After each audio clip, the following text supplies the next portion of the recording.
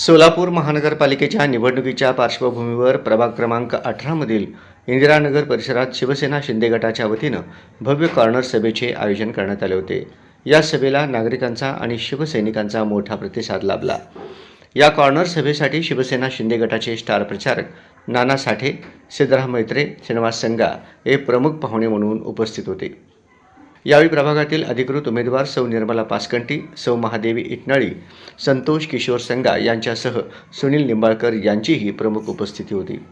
सभेत उपस्थित नेत्यांनी आपापल्या भाषणातून शिवसेना शिंदे गटाची भूमिका, विकासाचा अजेंडा आणि प्रभागातील मूलभूत प्रश्नांवर सविस्तर मांडणी केली।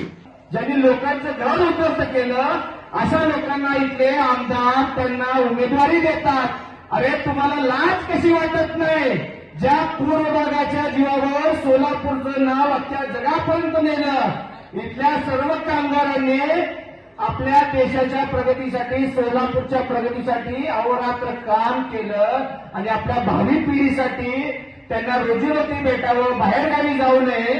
आणि अनेक लोक आपले अशिक्षित आहेत, कारण इथली स्थानिक परिस्थिती अशी आहे। अशा परिस्थिती असताना आपल्या लोकांचं जीवन संपवणाऱ्या लोकांना जर तुम्ही उमेदवारी देता, ह्याच्यापेक्षा खालच्या पातळीची तुमची विचारसरणी आहे, ही लाज वाटली पाहिजे। त्यांनी तुम्हाला उमेदवारी दिली, ज्यांनी आपल्या सोलापूरच्या विचारासाठी इथल्या कष्टकरी कामगारांनी योगदान दिलं, त्यांचा भवितव्य संपवला। तुम्ही असल्या उमेदवाराला निवडून देणार आहात का?